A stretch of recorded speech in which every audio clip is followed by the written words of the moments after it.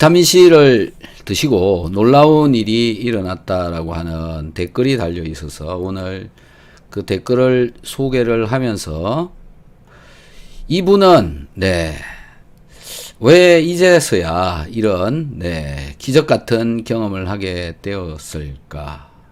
우리는 지금 현재 받고 있는 이런 유튜버에서의 이런 정보가 정말 옳은가, 그런가, 또 어떻게 해야 우리는 올바른 정보를 선택을 할 것인가? 이런 것들에 대해서 좀 알아봐야 될 것 같습니다. 여러분들께서 저한테 문의를 해오는 내용들이 대부분이 그렇습니다. 이래도 됩니까? 저래도 됩니까? 여기서는 이렇게 하라는데 저기서는 저렇게 하라는데 답은 스스로 선택하는 겁니다. 제가 여러분들한테 드리고 있는 정보가 절대로 옳다라고만 말을 할 수는 없다라는 겁니다. 왜 그럴까요? 사람마다 몸의 상태가 또는 살아온 환경이 그 다음에 체중이 질병의 상태나 스트레스나 노동 강도나 기타 등등 모두가 다르기 때문에 그렇습니다. 자, 우선 그 댓글 달려 있는 것을 한번 보도록 하겠습니다.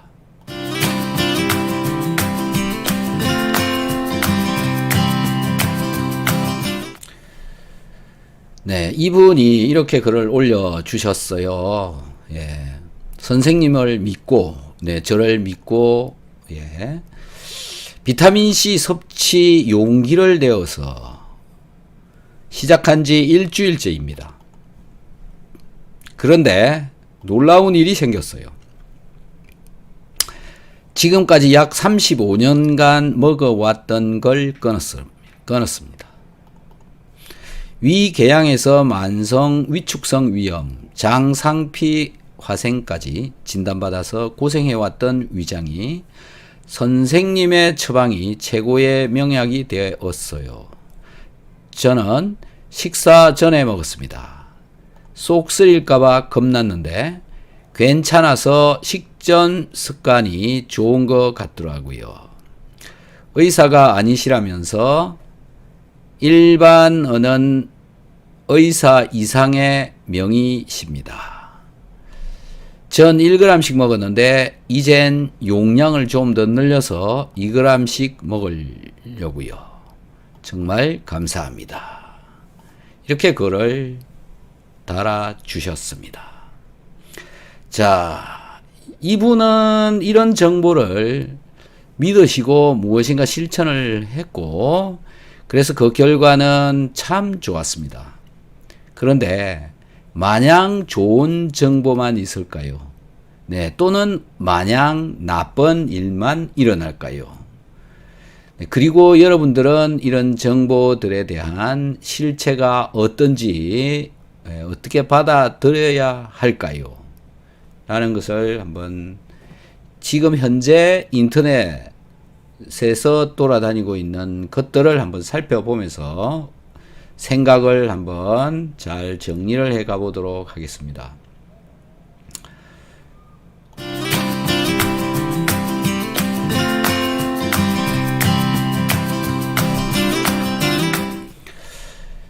자, 사람에 따라서는요, 기적을 불러옵니다.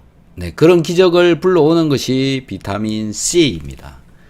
비타민 C는 엄청난 일들을 만들어내고 있고 여러분들한테 엄청난 도움을 주고 있고 여러분들 중에서는 거의 80% 이상이 긍정적인 답변을 하고 있습니다. 이 긍정적인 답변 부분은 제가 어떤 것을 근거로 말씀을 드리냐면 저한테 전화가 오신 분, 저한테 전화번호가 남아있는 분들한테 한 5, 6개월 정도 지난 뒤에 다시 전화를 겁니다. 그리고 그분들이 지금 현재 상태가 어떤지를 여쭈어 봅니다. 그러면 돌아오는 답변이 뭐냐면 80%가 좋아졌습니다. 긍정적인 답변. 지금도 많은 도움을 받고 있습니다. 이런 이야기들을 하고 있습니다. 앞으로도 이 영상을 보시는 분들이 어떻게 할 것인가 고민을 또 많이 하겠죠. 또, 네, 그런 내용들을 이제사 만나게 되는, 네, 이게 왜 이제사 내 앞에 나타났는지, 그런 이야기를 댓글에다가 달아주시는 분도 계십니다. 자, 좀 전에 댓글에 달아주신 이분은 이번에 이 비타민C를 처음 만났을까요? 네, 비타민C 이야기는 수도 없이 그분도 들었을 것입니다. 그러나 그 비타민C 이야기는 속이 쓰리다라는 편견에, 네, 비타민C를 안 먹었겠죠. 제 이야기를 한번 말씀을 드리겠습니다. 저는 소금에 대한 이야기를 언제부터 시작했냐면 작년 4월 달부터 소금 먹어라 이런 얘기를 했습니다. 소금이요.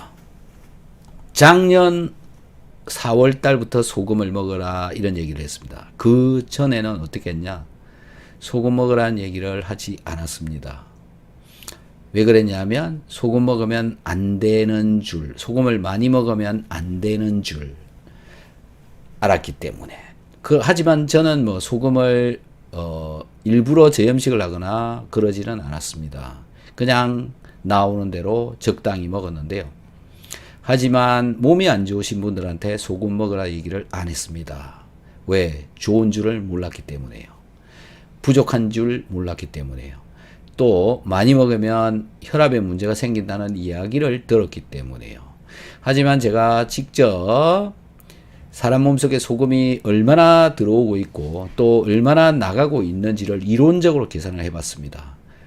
네, 그리고 여러 조사들을 해봤는데 결국 터무니없이 부족하고 많이 배출되어지고 있다는 이런 문제를 알게 되었고 또 소금이 부족해서 많은 질환이 일어나고 있다는 것을 알고 나서부터 소금을 이제사 먹으라라고 이야기를 하게 됐습니다. 여러분들 또 다른 분들도 역시 마찬가지라고 생각합니다. 네. 결국 스스로 공부를 해야 된다, 찾아야 된다라는 거죠. 그런데 지금 우리한테 들어오고 있는 정보들은 굉장히 많고요. 그 많은 정보들 중에서는 네, 이렇다 저렇다 다양한 이야기가 오고 있기 때문에 여러분들은 선택하기가 너무 어렵다. 그래서 비타민C에 대해서 한번 살펴보게 되면 이렇습니다. 네, 속이 쓰리다. 비타민C 먹으면 무조건 속이 쓰린 줄 알아요, 다들. 네, 비타민C 먹으면 속이 안 쓰리다가도 또 속이 쓰린 줄 알아요. 그런가요? 네, 그렇지 않습니다. 그래서 그걸 또 이론적으로 제가 찾아봤는데요. 위장이 튼튼한 사람은 절대로 빈속에 먹어도 속이 쓰릴 수가 없습니다. 그 이유를 제가 나중에 설명을 드릴게요. 비타민C 먹었는데 속 쓰린 사람은 분명히 문제가 있는 겁니다. 네, 문제가 있어서 일어난다라는 거고요. 그 다음에 비타민C 먹으면 소화장애가 온대요. 소화가 안 된대요. 네, 그런 이야기 저한테도 종종 얘기하시는 분들이 많은데요. 인터넷에 찾아보아도 또 많습니다. 물론 외국 사례도 그렇고요. 특히 우리나라가 아니라 다른 나라는 더 정보가 엉망입니다. 엉망인 이유가 있는데요. 그거는 그 산업, 네, 산업과도 관련이 있고요. 이유가 다양하게 있습니다. 또 오줌으로 배설되기 때문에 먹어봐야 소용이 없대요. 많이 먹어도 소용없고 먹어도 소용이 없대요. 오줌으로 배설되니까. 이게 얼마나 틀린 정보냐. 네. 오줌으로 배설되어져야 효과를 발휘하는 겁니다. 흡수되어지기 때문에 오줌으로 배설되어지는 겁니다. 흡수 안 되면 오줌으로 나갈 수가 없습니다. 네, 여러분들 이런 정보에 속고 있다. 또 보세요. 신장, 요로결석이 생긴다. 그래서 안 먹는데요. 네, 저한테 오늘도 3분이 전화가 왔습니다. 신장이 나쁜데 비타민C 먹어도 되느냐. 제가 답변을 한 분도 못했어요. 할 수가 없습니다. 왜요?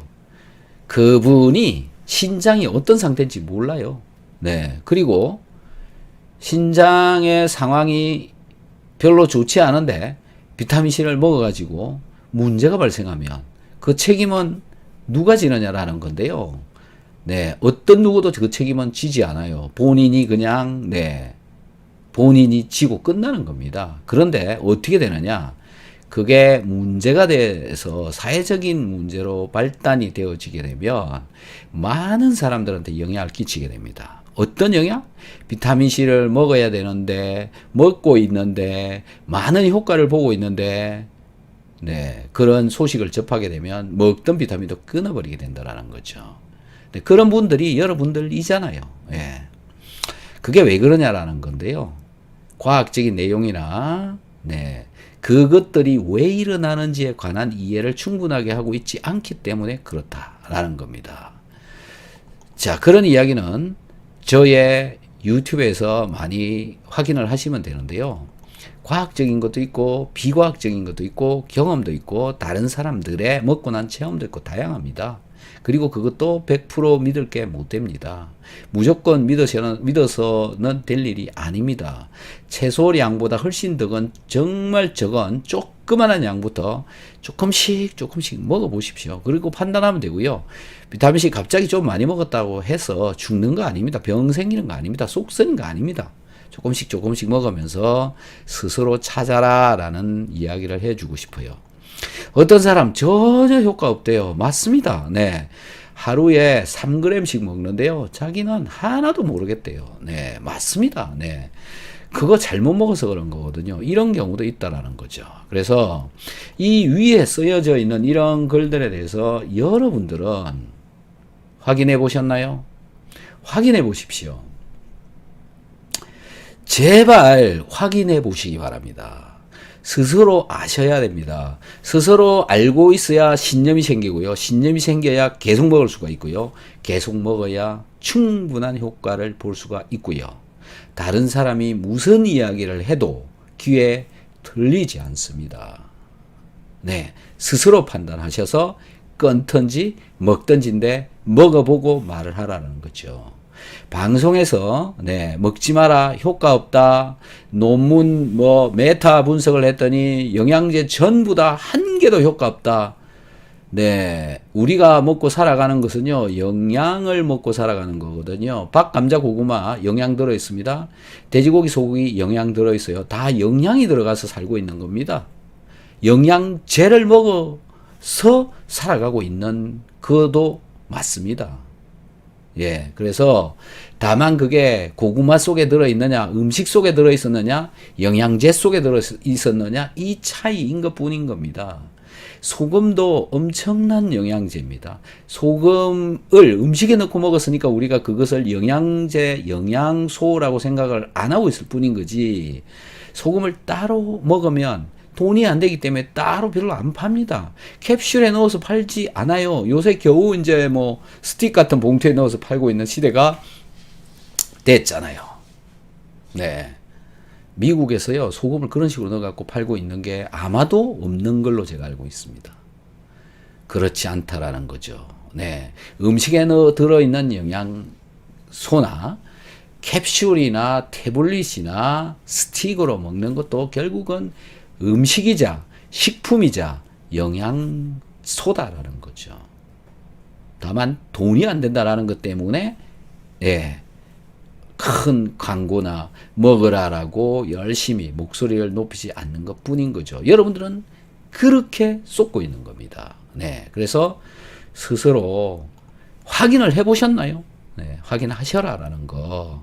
그래서 제가 오늘 여러분들은 어떻게 쏟고 있는지 한번 살펴보자라는 거죠. 227만 개가 나옵니다. 227만 개. 엄청나게 많죠. 네. 비타민 C만 한번 쳐볼게요. 네. 비타민 C가 2080만 개가 나옵니다. 요런 것만 잘 보셔도 네, 비타민 C 효과라고 쳐볼게요. 네, 900만 개가 나오죠. 비타민 C의 효과 900만 개. 그런데 비타민 C 부작용이라고 치면 200만 개가 나옵니다. 이건 뭘 의미하느냐라는 거죠.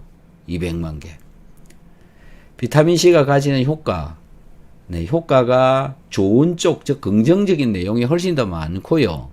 나쁜 쪽 이야기가 네, 훨씬 더 적다라는 거의 20%대죠. 4대 1 정도 비율로 좋은 쪽 이야기가 많아요. 그런데 여러분들 귀에는 좋은 이야기는 잘 안 들립니다. 네, 부작용이 일어나는 예를 들어서 뭐 결석이 생겼다, 쏙쓰리다 이런 이야기가 훨씬 더 여러분들 귀에 더 잘 들어가죠. 그래서 긍정적인 사람들마저도 점점 부정적인 사람으로 변해간다라는 겁니다. 사람들은 네, 그렇게 되어져 있는 경우가 많죠. 네. 여기도 보세요. 첫 번째 줄에 올라오는 게 비타민C 과다 섭취로 인한 부작용에 대해 알아봅니다. 어쩌고 저쩌고. 네, 이렇게 돼 있어요. 근데 이게 사람들한테 어떤 영향을 끼치느냐 하면 비타민C를 못 먹게 만든다라는 거죠. 비타민C는 항상 먹고 있음에도 불구하고. 네. 그 다음에 과다 섭취에 관한 부분은 과단지 아닌지 기준 있나요? 없어요, 기준이. 왜? 사람이 기준이 없기 때문에 사람이 일률적으로 말입니다. 항상 건강하고 몸무게가 똑같고 키도 똑같고 똑같은 곳에서 똑같은 음식을 먹고 그렇다면 기준을 잡을 수가 있습니다. 그런데 과다한 양이다라고 하는 것은 기준이 없다라는 거죠. 기준을 아무도 잡을 수가 없어요. WHO 없어요. 네. 대한민국 식약처 없어요. 네. 그렇습니다. 그냥 채소량 요만큼은 먹어야 그래도 그나마 좀 효과는 볼 것 같은 그런 양만 적어놨다라고 생각을 하시면 될 것 같습니다. 자, 보세요. 과유불급, 비타민C 과다 섭취가 위험한 이유. 네, 이렇게, 네, 또, 비타민C 효과와 부작용. 여기는 뭐 두 가지를 가지고 같이 이렇게 설명을 해놨죠. 이런 경우에는 그나마, 예, 선택을 할 수 있는 기회가 좀 많아요. 네. 자, 기타. 그 다음에, 예, 여기 보면, 네, 이광재 교수님이시죠? 비타민C 부작용? 안 먹어본 사람이나 하는 말이다. 이분은 비타민C에 대한 연구도 엄청나게 많이 하셨고, 비타민C를 하루에 6,000mg씩 먹고 있는, 네, 그런 분입니다. 30년 드셨다고 그러죠. 먹어본 사람, 즉, 경험을 한 사람만이, 예, 정확한 정보를 알고 있는 겁니다. 먹고 있지 않는 사람, 경험을 해보지 않는 사람의 말은 정확한 정보라고 말하기가 상당히 어렵습니다. 네, 여기도 역시 마찬가지. 네, 여기 보십시다. 비타민C는 만능, 결석 있는 사람 섭취 조심해야. 네, 아주 뭐 적당한 표현이죠. 조심해라 이거죠. 조심은 하지만 뭔가 네, 알아볼 필요성이 있다라는 그런 여지가 있는 겁니다. 비타민C의 과다 복용은 당신의 건강을 해치는가? 네, 여기 한번 봅시다. 과량의 비타민C 섭취는 몸속에서 세포 파괴를 방지하는 항산화 효과를 높여주나 그와 정반대의 영향을 가져올 수도 있다. 즉 질병과 싸우는 백혈구의 DNA를 손상 어쩌고 저쩌고인데 뭐 안 읽어봐서 모르겠는데 여러분들이 찾아보시면 좋을 것 같은데요. 여기도 네, 부정 긍정이 다양하게 들어있습니다. 비타민C 하루 3끼 식사 때마다 2알씩 먹어야 효과를 본다. 네, 이건 굉장히 또 네, 긍정적인. 여기도 보면은 네, 오해와 진실. 지금 우리가 이런 오해와 진실, 거짓 뉴스, 네, 부정적인 이야기에 휩싸여서 여러분들은 지금 살고 있다. 그래서 고민스러워 하시는 분들이 많이 있고 그 고민을 저한테 전화를 걸어온다라는 건데 저도 답을 드리기 어렵다라는 겁니다. 비타민C 과다 복용, 부작용과 논란, 각국 하루 권장량. 네, 각국 하루 권장량은요. 무지 적습니다. 우리나라 1000mg씩 먹어라 라고 박스에는 적혀 있지만은 식약처나 미국 FDA나 뭐 이쪽에는요 100mg 이하입니다. 100mg요. 네. 제가 아까 말씀드렸듯이 3g 하루 매일 먹어도 아무런 효과를 못 보는 사람이 있다라는 겁니다. 자, 다음 비타민C 메가요법 안전한가요? 네, 여기 병원인에서 이렇게 했네요. 네, 뭐 내용 뻔합니다. 기타 비타민C 부작용 이렇게 많은 이야기들을 적고 있는데요. 지금 구글이니까 요 정도인데요. 제가 다시 또 어디를 찾아봤냐면 네, 이번에는 여기에 들어가 네, 여기 아시죠 어딘지 여기에 비타민C 부작용이라고 이렇게 쳐봤습니다. 그랬더니 9,355건이라고 하는, 네, 물론 뭐 여기는 긍정 부작용 긍정 부정 다 포함되어져 있겠죠. 최근에 나온 것만 한번 살펴보겠습니다. 비타민 마늘 주사가 코로나19 예방한다고? 뭐 이렇게 적혀 있죠. 네. 자, 이거는 한다고 되어져 있으니까는 제가 보기에는 네, 별로 좋은 이야기 같지 않습니다. 네. 어쨌든 예방을 한다는 것에 관한 진실은 다른 영상을 참고하시기 바랍니다. 면역을 키우는 비타민C 제대로 고르는 법. 네, 고르는 법이니까는 뭐 이건 긍정적인 것 같습니다. 백신 없는 코일구 비타민C 먹으면 도움될까? 도움될까? 이거 한번 들어가 볼까요? 녹색 경제신문이네요. 네. 자, 이거는 맨 밑에 가서 한번 보면 될 것 같습니다. 네. 한편 좋은 영양제라면 원료, 네, 부형제가 없어야 한다. 비타민 제조할 때 원료 가루가 기계에 달라붙는 것을 막는 등 생산성을 향상시키는 첨가된 화학 성분을 말하는데 체내 축적 시 부작용 유발한다는 논란에 휩싸여 있다. 네. 대표적인 화학 부형제는 이산화규수, 스테아린산, 마그네슘, 하이드록시프로필 셀룰로스가 꼽힌다. 따라서 영양제를 구입할 때 라벨에 이러한 성분이 분명히 적혀 있는지 살펴보고 부형제가 없는 제품으로 고르기를 추천한다. 네, 태블릿을 만드는데 부형제가 들어가지 않으면 태블릿을 만들 수가 없습니다. 자, 기타 많은 여기 이야기들이 적혀 있는데요. 지금 긍정적인 이야기도 부정적인 이야기도 네, 표현은 되어지지 않은 것 같습니다. 네. 자, 어쨌든 네, 이런 네, 도움이 될까 이런 이야기도 하고 있다라는 거. 네, 여러분들도 판단하기가 어렵죠. 그럼 어쩌라는 이야기야. 이렇게 되어져 있습니다. 다음 코19 불안해 비타민C 주목 효능과 주의점. 네, 그냥 단순한 네, 이야기를 써놓은 것 같고요. 그 다음에 세계적 전문서적 출판사를 통해서 비타민C 영문서적을 냈다. 이왕재 교수님. 네, 이런 책을 이제 편찬해냈다라는 거죠. 이게 올해입니다. 여러분들도 한번 보시면 도움이 많이 될 것 같아요. 네, 여기 이렇게 적혀 있습니다. 의사 100여 명 등 효과 부분은 지금 모르겠고 비타민C 복용에 따른 부작용은 정말 하나도 없습니다. 거의 없다고 보면 됩니다. 속쓰림 현상, 기타 등등 뭐 있겠죠. 여러분들 한번 찾아보시면 될 것 같고요. 이것을 참고로 하시면 이왕재 교수님은 아까도 말씀드린 것처럼 경험을 하시고 계시고 연구를 하시고 계시는 분이라서 이분의 정보가 가장 정확합니다. 가장 정확하다라고 보시면 될 것 같습니다. 가장 비타민C에 대해서 많이 알고 있기 때문에 그렇습니다. 이분이 비타민C에 대해서 우리나라에서는 최고로 많이 알고 있다고 보시면 됩니다. 네, 그래서 이 책 참고하시면 아주 도움이 많이 될 것 같고요. 네, 이분 코19에 대해서 이왕재 교수님 뭐라고 얘기를 하냐 하면 네, 도움이 된다 또는 본인이 한 실험에서 분명한 차이가 나타난다. 네, 바이러스 네, 이 비타민C를 먹인 쥐에서는 한 마리도 죽지 않고 살았다. 하지만 비타민C를 먹이지 않았던 쥐, 비타민C를 생산을 하지 못하는 쥐는 다 죽었다라는 거죠. 물론 지금 현재 나오고 있는 코19보다 훨씬 더 독한 홍콩 바이러스로 실험을 하신 이야기입니다.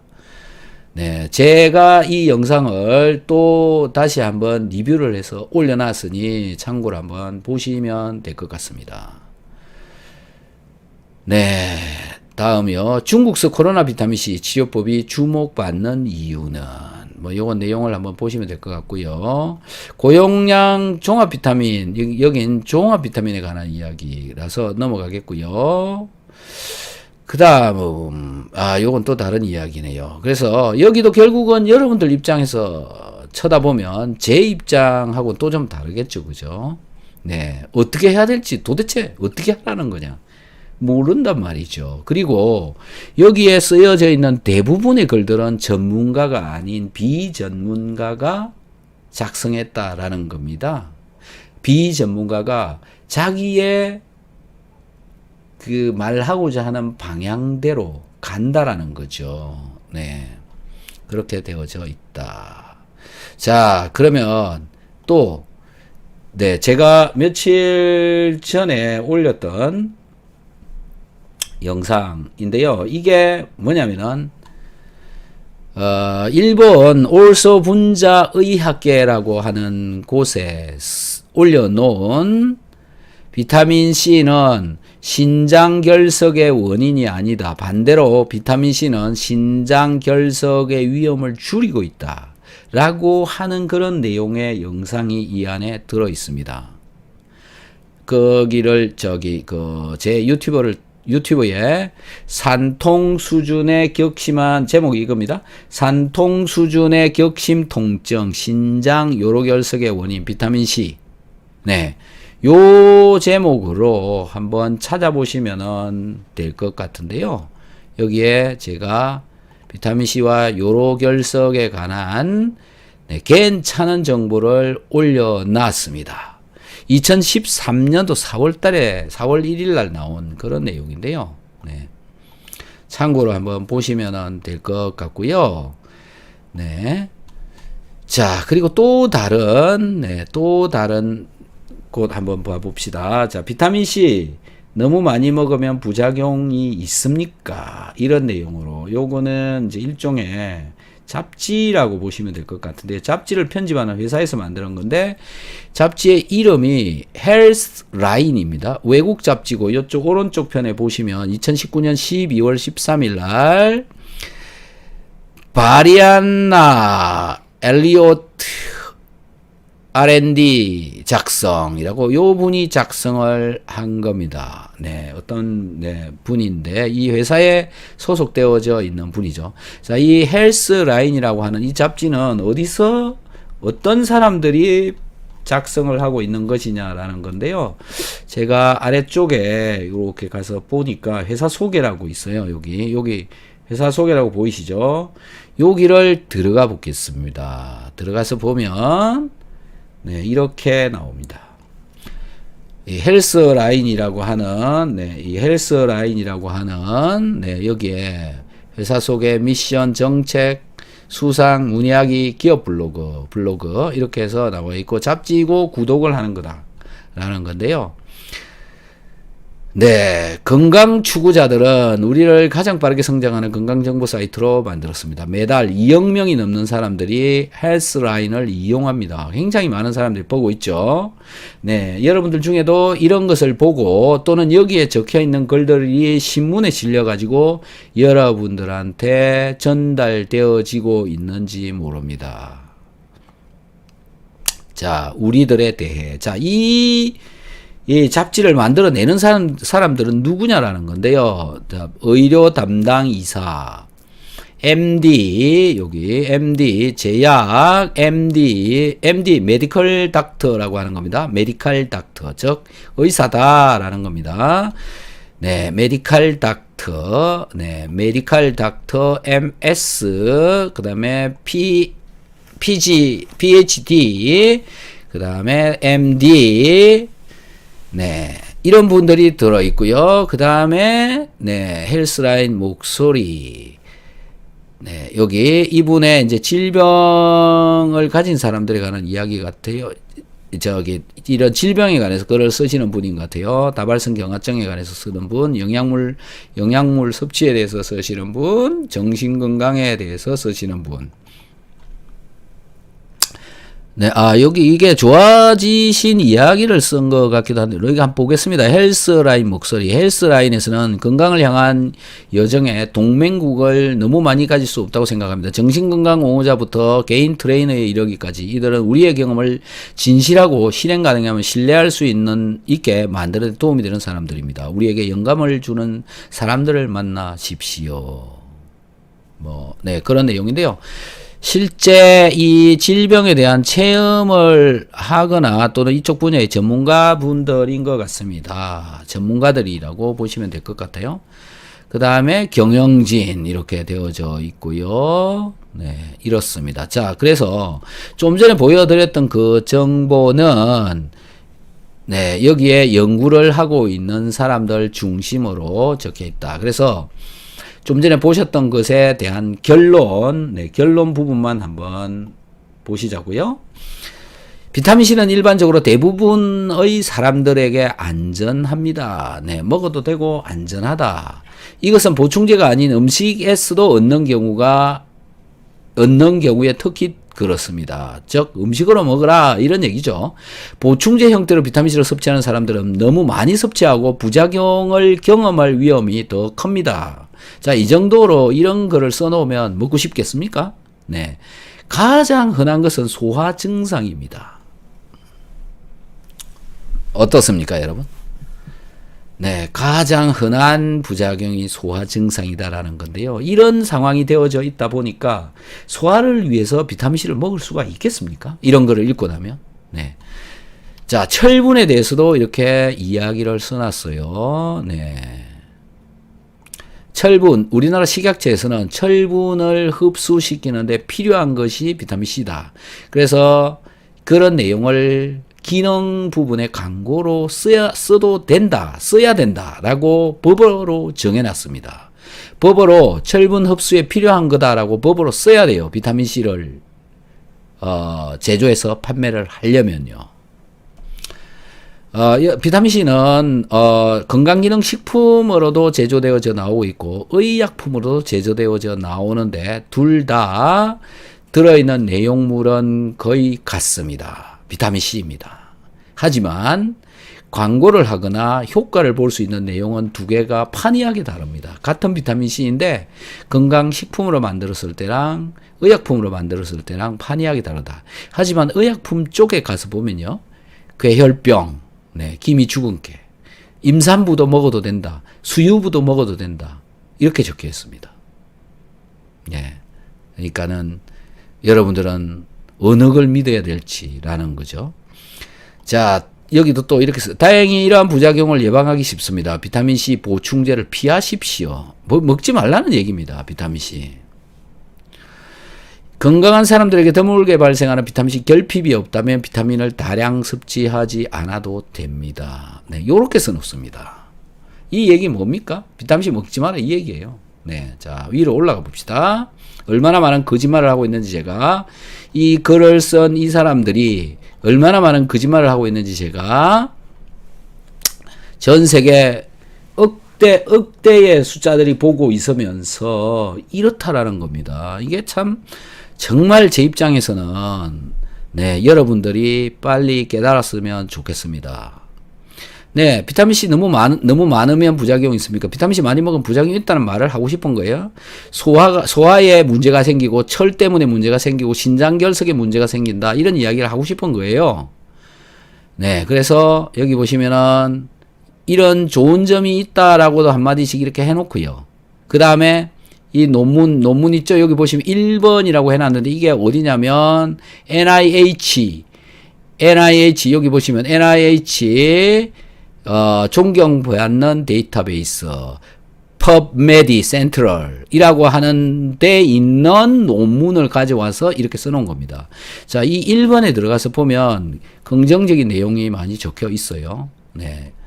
도움이 된다고 생각합니다. 긍정적인 내용이 많이 있어요. 네, 긍정적인 내용을 이렇게 또 쓰기도 하고요. 네. 이렇게 쓰기도 하고요. 자, 그 다음에 비타민C 너무 많이 먹으면 소화에 증상, 안 좋은 병 증상이 나타나는, 즉 그냥 소화에 도움이 안 된다, 소화에 나쁘다, 이 얘기를 하고 있습니다. 비타민C를 고용량으로 섭취를 하면 흔한 부작용 중에 소화가 곤란해진다, 이 얘기입니다. 저는 비타민C 먹으면 소화 잘 된다는 얘기만 하고 있거든요.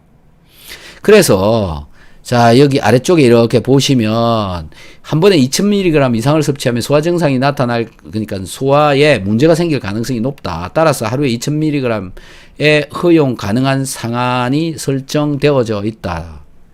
허용 가능한 상한이 2000이다. 이 얘기인데요. 자, 그래서 1번 논문에 한번 들어가 보겠습니다. 1번 논문을 여기거든요. 잘 보이시면 여기를 누르면 들어갑니다.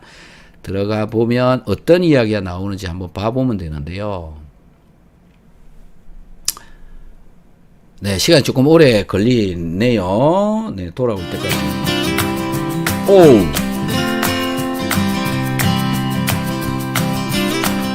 자, 다시 한번 가보겠습니다. 자, 요건데요. 자, 1번 다시 한번 볼게요. 이게 지금 뭐 끊겨 있었던 것 같은데요. 자, 이걸 누르고 들어가 보시면요. 네, 많은 논문들이 들어있는데, 이런 내용, 그 다음에 이런 내용이 나온다라는 건데, 우선 요거를 한번 보여드릴게요. 요거는 제가 작년에 파트별로, 네, 다 정리를 해서 한번 6편 정도 영상을 올려놨습니다. 여기에 보면, 긍정적인 내용이 대부분입니다. 먹어라라는 거죠. 유익한 효과가 있는데, 예, 유익한 효과들이 있기는 하지만 또 여러 가지 문제가 발생한다, 이렇게 적혀 있는 것들이 있습니다. 그래서 제가 이 펀메디에서 전체를 한번 뒤져봤는데요. 비타민C 라고 하는 논문이 15만 편 정도가 있었고요. 비타민C라고 치면. 비타민C의 사이드 이펙트라고 치면 2만 편 정도의 논문이 올라옵니다. 그래서 2만 편 정도의 논문만 추려가지고 다시 논문을 작성을 하면 비타민C의 안 좋은 효과만 말을 할 수가 있습니다. 그래서 먹을 게 못 되는 상황이 되는 겁니다. 반대로 비타민C 좋은 효과만 골라서 쓰면 비타민C 네, 꼭 먹어야 되는 걸로 나타납니다. 자, 그래서 여기 보시면요. 비타민C 생체 이용률, 생화학적인 기능, 감기, 네, 조직의 치유, 철분의 흡수, 여기 철분에 네, 효과가 있고 먹어야 된다, 이런 네, 이야기가 나와 있습니다. 불임, 동맥경화, 네, 암, 당뇨병, 네, 면역, 이거는 네, 많은 숫자의 논문을 리뷰를 해가지고 써놓은 건데요. 이게 이제 논문 리뷰가 되어진 숫자인데 몇 편이냐 하면요.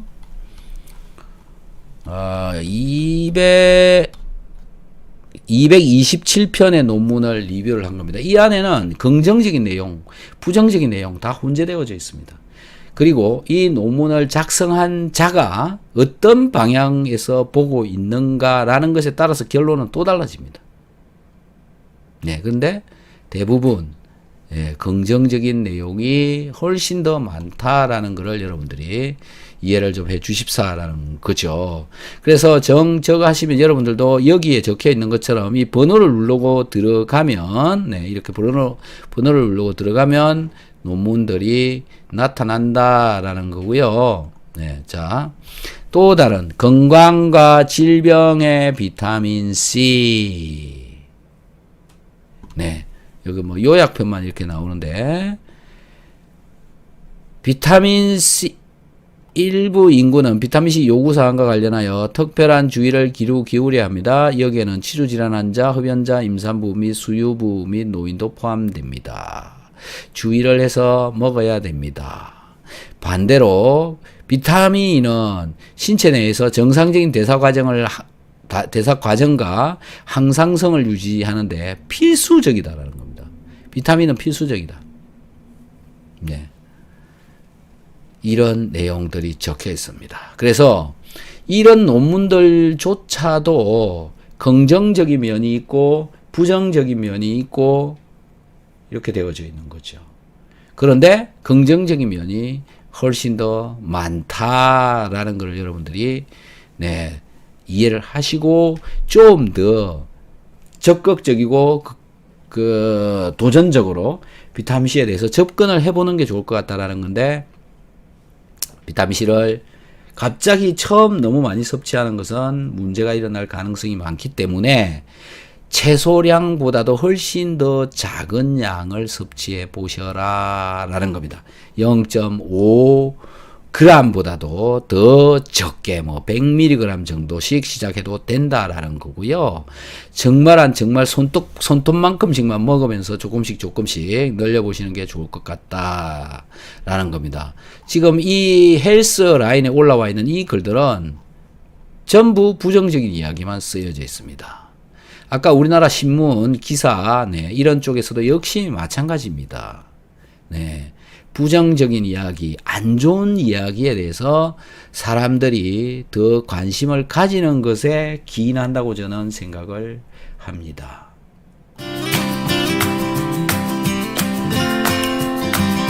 비타민C를 먹으면 소화가 잘 된다. 비타민C를 먹었더니 소화가 너무 잘 되더라. 우리 어머니 또 제 동생 소화기 나빴던 거 전부 다 좋아졌습니다. 저도 물론 좋아졌고요. 그래서 제 경험을 여러분들한테 말씀을 드린 거고 그 말씀을 계속 드리고 있고요. 그런데 비타민C가 소화를 잘 되게 해준다라고 하는 것은 어디에도 없습니다. 인터넷에서도 없고요. 논문에도 없습니다. 없어요. 어떤 누구도 지금 그 이야기를 하는 사람이 없습니다. 전 세계적으로. 제가 유일하게 20년 전부터 비타민C는 소화제다. 소화제는 비타민C다. 계속 얘기를 하고 있는 거고 먹였더니 소화가 잘 됩니다. 근데 그 말을 믿고 실천하시는 분들이 점점 좋아지시는 분들이 엄청 많다라는 거죠. 그런데요. 이거 또 다른 어떤 매체, 예를 들어서 신문, 방송 이런 데 가게 되면 어떻게 되느냐 하면은 가짜 뉴스 됩니다. 왜 그럴까요? 인정을 안 하기 때문에 그렇습니다. 어디서요? 논문에서 인정을 하든 안 하든 그거하고도 상관이 없습니다. 어디서 인정이 안 되어져 있냐? 정부 기관에서. 예를 들어서 의약품으로 비타민C가 소화제다라는 걸로 허가가 나오면 그건 이제 가짜 뉴스가 아니고 정말 진실된 뉴스가 됩니다. 하지만 비타민C를 어떤 누구도 소화제를 쓰려고 약으로 허가를 받지 않는다라는 겁니다. 허가를 받지 않기 때문에 약이 될 수가 없습니다. 비타민C는 소화제가 될 수가 없어요. 그래서 소화제로 팔릴 수가 없습니다. 결국 어떻게 해야 되나요? 나 스스로, 우리 모두가 그것을 이해하고 경험하고 또 내 위장이 좋아지는 것을 알고 나서 비로소 알게 된다라는 겁니다. 지금은 정보가 오류도 많지만 기적 같은 신기한 정보도 많고요. 나한테는 생명의 은인이 되기도 하고 삶의 질을 180도 바꾸어 버리는 대단한 일들도 일어난다라는 겁니다. 그게 대표적으로 구충제, 항암 이런 이야기들인 겁니다. 지금은 이제 믿을 곳이 없어요. 논문, 논문 아까 보셨죠? 자기 마음대로 가는 게 논문입니다. 그 다음에 전문가, 여러분 전문가라고 하는 사람이 누가 전문가인가요? 방송에 나오면 전문가인가요?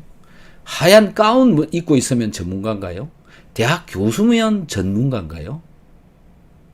누가 전문가예요, 도대체?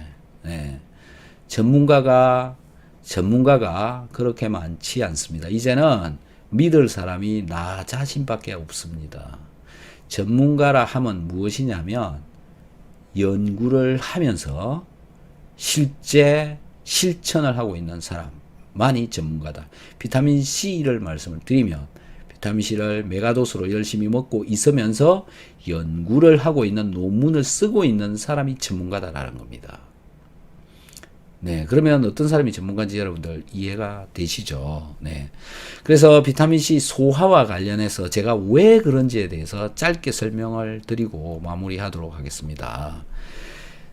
자, 비타민C는 요렇게 생긴 구조를 갖고 있어요. 우리 몸 속에 들어가면 비타민C는 이렇다. 그래서 어떤 비타민C를 먹더라도 이렇게 생긴 겁니다. 천연을 먹던 합성을 먹던 이렇게 만들어진 거다라는 거고요. 이렇게 생겨져 있는 구조를 갖고 있는 비타민C만 효과를 제대로 발휘를 합니다. 그리고 비타민C는 용액 속에 들어오면, 즉 위장 속에 들어오면, 위장 속에는 용액이 존재하는 거니까 용액 속에 들어오게 되면 이런 구조에서 이런 형태로 바뀝니다. 그래서 전부 다 이렇게 바뀌는 게 아니고요. 50%는 이렇게 바뀌고 50%는 이렇게 바뀝니다. 하지만요, 빈속에 먹을 때는 위장이 튼튼한 사람의 경우에는 이 상태로 존재합니다. 이 상태로. 네, 그리고 위장이 좋지 않은 사람은 빈속일 때 위장의 산성도가 산성물질이 들어있는 정도가 낮습니다. 그러니까 산성물질이 적게 들어있습니다. 적게 들어있으면 pH가 올라가 있습니다. 그래서 이런 상태로 존재를 하게 되고, 이렇게 존재하는 것들이 만들어져 나오기 때문에 여기서부터 떨어져 나온 이 H로부터 떨어져 나온 수소가 이온화되어져서 자극을 줄 수가 있습니다. 그래서요, 빈속에 먹었을 때 pH가 낮은 상태로 되어져 있는 위장은 튼튼한 위장인데, pH가 낮은 상태일 때는 이 비타민C가 이 수소가 해리가 되어지지 않기 때문에 쏙쓰리지 않는다라는 겁니다. 그래서 공복에 5개씩 먹는 천은 쏙쓰림이 없는 겁니다. 왜요? 위장이 튼튼하기 때문에. 반대로 이 오른쪽 형태로 되어져 있을 경우에 위장이 튼튼한 사람은 쏙쓰리지 않아요. 위장이 튼튼하지 않고 염증을 가지고 있는 사람은 이런 형태로 되어지게 되면 쏙쓰림을 유발을 한다라는 건데, 그 사람의 위장의 pH가 약간 높기 때문에 그렇다라는 겁니다. 즉 위장이 나쁘면 쏙쓰리고요, 위장이 튼튼하면 쏙쓰리지 않다라는 그런 결론을 낼 수가 있습니다. 자, 그것에 관한 설명, 좀 전에 한 설명의 데이터에 관한 그 그림을 좀 더 자세하게 설명을 드리면 이렇습니다. 가로축이 pH예요. pH. 네, pH고 세로축은 이 비타민C가 이온화되어져 있는 정도, 즉 수소가 떨어져 나오는 정도를 이야기하는 겁니다. pH가 1이나 2일 때, pH가 1이나 2일 때, 우리가 건강한 위장을 가지고 있을 때, 공복 상태일 때 pH는 1이나 2입니다. 굉장히 낮아요. 낮은 상태에서는 비타민C가 해리되어지지 않고 100% H2ASC, 즉 아까 환원형 비타민C로 100% 존재한다. 즉 수소가 떨어져 나오지 않는다라는 겁니다. 그렇기 때문에 쏙쓰리지 않다라는 겁니다. 하지만 pH가 이렇게 올라가게 되면 4 정도 되면 50%는 이 H2가 붙어 있는 상태로 환원형 비타민C로 되어져 있고, 50%는 수소가 하나 떨어져 나간 산화형 비타민C로 만들어진다, 이런 얘기입니다. 그래서 이런 형태로 되면 수소가 떨어져 나오기 때문에 쏙쓰리게 할 수 있다라는 건데, pH가 올라가 있을 때 이렇다. 누가 pH가 이렇게 올라가느냐? 위장이 나쁜 사람, 위산 분비가 적은 사람, 저산증을 가지고 있는 사람이 이런 상황이 벌어진, 그런 사람이 먹게 되면 속이 쓰리게 된다, 이렇게 되는 겁니다. 그래서 사실상 알고 보면 비타민C가 속 쓰리게 하는 게 아니고요, 내 위장이 문제가 있는 거다, 이렇게 보시면 되죠. 자, 그래서 이걸 한번 보시면요, 우리가 밥을 먹게 되면 이렇게 변화가 일어나는 겁니다. pH가, 요 가로축은 pH를 나타내고 있고, 죄송합니다. 시간을 나타내고 있고요. 네, 시간, 1시간, 2시간, 3시간, 4시간. 밥 먹고 나서.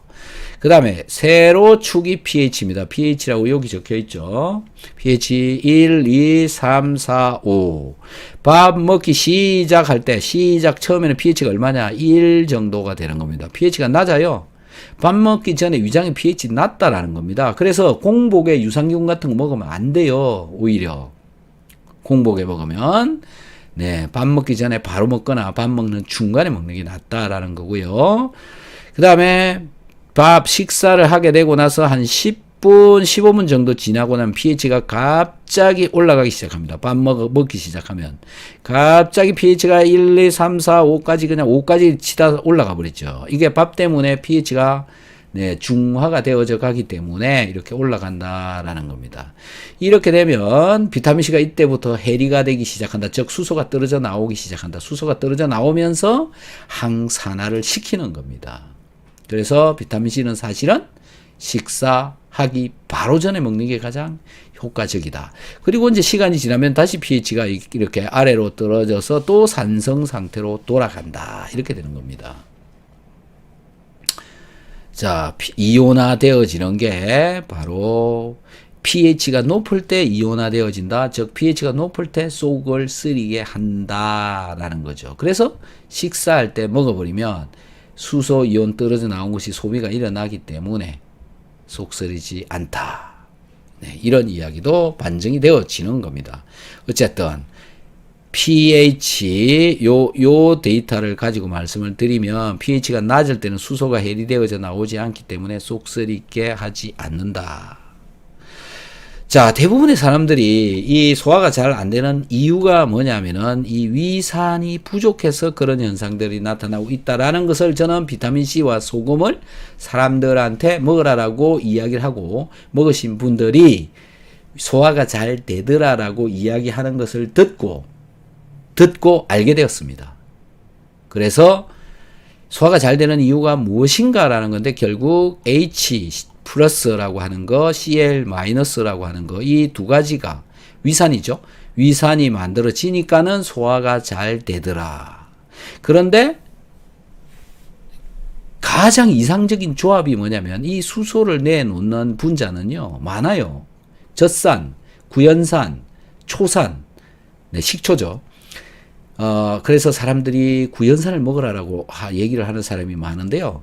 비타민C가 가지고 있는 화학 구조하고 구연산이 가지고 있는 화학 구조는 전혀 다릅니다. 그래서 구연산을 먹게 되면 오히려 위장이 정말 망가지는 수가 생깁니다. 그래서 구연산보다는 항산화 효과도 있는 비타민C를 먹는 게 좋고, 비타민C도 이 수소가 떨어져 나오고요. 구연산 드시는 분들은 네, 소화를 시키기 위해서 먹으신다면 비타민C로 바꾸어서 먹는 게 낫고, 그걸 많이 먹거나 잘 못 먹게 되면 위장이 더 망가져 버린다. 네, 그런 분들의 이야기도 저는 많이 듣고 있습니다. 그래서 비타민C와 소금을 같이 먹게 되면 위산이 만들어지고, 즉 염산이 만들어지니까는 소화가 잘 된다라는 건데요. 여기서 소금을 제가 먹으라고 그러잖아요. 소금. 네, 염산을 만드는 원료로도 쓰이지만 이 소금이 우리 위장 속에 들어가 가지고요, 가스를 내 몸 속에서 잘 빠져나갈 수 있도록 해주기도 하는데 쓰인다라는 겁니다. 이 그림을 잘 한번 봐주십시오. 제가 잘 설명을 해볼게요. 이게 캐필러리라고 해서 모세혈관입니다. 여기는 어디냐면 위장입니다. 위장의 벽이라고 보시면 돼요. 여기서부터 여기까지가 위장벽이라고 보시면 되는데, 위장 안에 혈관이 이렇게 지나가는데, 우리가 소금을 섭취를 하게 되면 이 혈관까지 소금이 전달되어져 오고 그 소금이 이쪽으로 빠져나오게 되죠. 네, 그리고 여기는 이제 림프액이라고 보시면 됩니다. 네, 물이 있는 곳. 그리고 거기서 염소가 안쪽으로 들어가서 위장 속으로 들어가게 되고, 이게 우리 위장 속에 위산을 만드는 원료가 됩니다. 즉 소금을 먹게 되면 염소가 안으로 들어가서 위장에 위산을 만드는 데 사용이 되어진다라는 거고요. 그 다음에 여기 H라고 쓰여져 있는 이것이 수소인데, 이 H와 이 Cl이 만나서 위산이 만들어지는 건데, 이 H는 칼륨이 하나가 들어가면서 이 수소가 바깥으로 빠져나오는데, 이 H는 무엇으로부터 만들어지느냐 하면 물로부터 만들어집니다. 물. 그러면 수분이 충분하게 있어야 되겠죠. 그래서 소화를 잘 시키려면 물을 잘 먹어야 됩니다. 물을 안 먹으면 잘 안 돼요. 자, 이 수소가 해리되어져서 이렇게 빠져나간다. 이게 이제 프로톤 펌프, PPI. 뭐 이런 거 여러분 들어보셨죠? 프로톤 펌프 억제제. 그 프로톤 펌프 억제제가 이 수소가 이쪽으로 못 나가게 해버리는 겁니다. 그러면 위산이 여기 안 만들어지고, 네, 위산이 만들어지는 이유는 우리가 소화를 잘 시키기 위해서 만들어지는 건데, 위산을 못 나오게 하니까 소화가 또 더 안 되어진다. 속은 물론 안 쓰리겠죠. 뭐 그런 일이 반복되어지고 있어서 소화를 제대로 못 시키는데요. 여기서 이렇습니다. 우리 몸속에서는 이산화탄소 CO2가 발생을 합니다. 여러분들은 네, 폐를 통해서 이산화탄소가 나가고 그 다음에 산소가 들어오고 이렇게 한다라는 거 다 잘 알고 계시는데, 이산화탄소는 우리가 섭취한 탄수화물이 분해가 되어지고 나서 최종 산물로 나오는 게 이산화탄소입니다. 그래서 우리 몸에 있는 근육들 속에서는 이산화탄소가 엄청 많이 발생되어져 나옵니다. 심장 계속 뛰고 있으니까 거기서도 계속 이산화탄소가 만들어져 나와요. 그게 가스입니다. 여러분들 몸속에서 가스는 엄청 많이 생기고 있고요. 그 가스가 폐를 통해서 나가는 게 정상입니다. 자, 그러면 여기서 발생한 이 가스는 CO2는 용액 속에 HCO3로 용해되어져 있다가 세포질 속에 녹아 들어가 있다가 얘가 이쪽으로 빠져나갑니다. 체액, 림프액 속으로 빠져나간 뒤에 이게 혈관으로 다시 들어가서 폐를 통해서 나가게 되는데요. 이 가스가 혈관으로 가려면 소금이 이쪽으로 들어와야 돼요. 자, 보이십니까? 여기서 소금이 이렇게 들어와야 돼요. 염소가 이렇게 들어와야 가스가 빠져요. 근데 여러분들 소금을 제대로 안 드시고 계시죠. 저염식 하라 그래서 안 먹고, 이래서 저래서 안 먹고, 혈압 올라간다고 안 먹고, 그래서 소금을 제대로 안 먹고 있잖아요. 그래서 이 염소가 이쪽으로 잘 오지 못하고 이 가스가 이쪽으로 잘 못 가는 겁니다. 그래서 저염식 하시고 계시는 분들 대부분이 소화가 안 되면 가스가 차고 답답해지고 명치 끝이 아프고 머리가 아프고 소화 안 되면 갑자기 두통이 오고 이런 일들이 바로 이 가스가 혈관으로 해서 빠져나가서 폐로 가야 되는데 못 가고 여기서 자꾸 쌓이기 때문에 그렇습니다. 이래서 생기는 일입니다. 자, 그러나 비타민C를 먹게 되면 또 소금을 먹게 되면 이 염소가 이제 이쪽으로 들어오기 시작해요. 이쪽으로. 네, 염소가 이쪽으로 들어가고 가스가 이쪽으로 빠져나가고요. 그 다음에 비타민C 때문에 갑자기 신진대사가 증가합니다. 그래서 여기서 발생하는 이산화탄소의 양이 증가해요. 많이 증가해요. 그래서 이 이산화탄소가 이쪽으로도 가지 못하고 이쪽 거꾸로도 들어와 버립니다. 그래서 헛배가 부르고 대장이나 소장에서 가스가 차가지고 방귀가스가 엄청 나오고 이런 일이 벌어지는 거죠. 처음에는 비타민C 먹기 전에는 소화가 안 돼가지고 몸에 가스가 차고 있다가 이제 그거는 이제 예를 들어서 가스가 100개 정도 만들어져 나오고 있었어요. 소화가 안 될 때. 근데 비타민C를 먹었더니 소화가 너무 잘 되고 신진대사가 촉진되어지고 이러다 보니까 이산화탄소 가스 발생량이 2배, 3배씩 더 많이 나와 버리는 겁니다. 그런데 이 이산화탄소 가스가 빠져나가려면 일로 가야 되는데 일로 가는 게 한계가 있다 보니까 거꾸로 나온다라는 거죠. 그래서 위장으로 가스가 들어온다. 이래서 헛배가 부르다. 방귀가스가 너무 많이 나온다. 이런 이야기가 여러분 몸에서 나타나기 때문에 저한테 그런 이야기를 하게 되는 거죠. 그건 극히 정상적인 내용이다. 이렇게 이해를 해 주시면 좋을 것 같습니다. 자, 이렇게 제 이야기를 들어보고 이제부터 이제 믿거나 말거나는 여러분들이 판단하셔야 되는 거죠. 이렇게 해야 되고요. 여러분들은 그럼 제 이야기를 먹고 비타민C를 그냥 한 번에 6g씩 그냥 먹어버릴 것이냐? 아닙니다. 그렇게 하면 안 되고요. 이 말을 그대로 믿고 1g이든 2g이든 또는 뭐 3g이든 한 번에 먹고 오히려 망가져버리는 그런 경우도 있고 나는 두 번 다시 안 먹을래 이러는 사람도 있습니다. 그래서 최소량 네, 정말 손톱만큼씩 먹어보십시오. 그리고 0.5g도 먹고 1g도 먹고 2g도 먹고 차근차근 조금씩 늘려가시면은 여러분들이 원하는 대부분의 것들을 대부분의 건강 상태를 얻을 수가 있다라는 겁니다. 어떻습니까? 지금까지 들어보시고 잘 판단을 해보시고요. 인터넷 검색도 많이 해보시고 특히 논문도 많이 뒤져보시기 바랍니다. 이제는 논문도 번역이 잘 되어지고 있기 때문에 조금씩 이해를 하려고 그러면 이해하기가 더 쉬워집니다. 열심히 좀 네, 경험하고 참고하고 이 사람 저 사람 이야기 듣고 그렇게 해서 판단을 하는 수밖에 없다. 세상에 정보가 너무 많이 넘쳐나기 때문에 그렇습니다. 정보 팬데믹이 되어져 있는 상태라고 그러죠. 자, 이제 댓글, 여러분들의 댓글을 좀 읽고 답변을 드리고 마무리하도록 하겠습니다. 긴 시간 함께 해주신 여러분께 감사의 말씀을 드립니다. 좋아요, 구독, 알림창도 해주시면 더더욱 열심히 여러분들하고 소통을 하도록 하겠습니다. 정말 감사합니다. 바이바이.